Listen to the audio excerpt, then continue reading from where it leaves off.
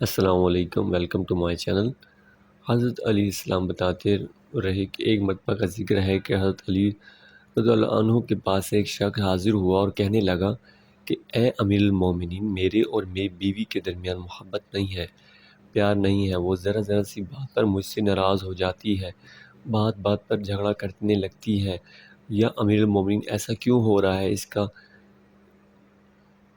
حضرت علی رضی اللہ عنہ نے فرمایا، اے شخص، 4 باتیں ایسی ہیں جس کا ذکر تو نے اپنی بیوی کے ساتھ کبھی نہیں کرنا۔ گویا وہ شخص پوچھنے لگا، اے امیر المومنین، وہ کون سی 4 باتیں ہیں؟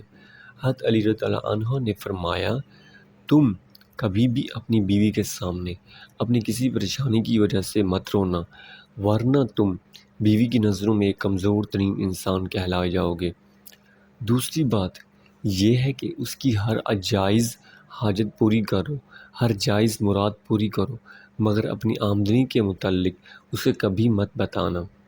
اے شخص، کبھی بھی اپنی بیوی کے سامنے اپنے ماں باپ، اپنی بہن بھائیوں کی برائی مت کرنا، ورنہ بیوی کی نظروں میں تمہارے ماں باپ اور بہن بھائی کی عزت ختم ہو جائے گی۔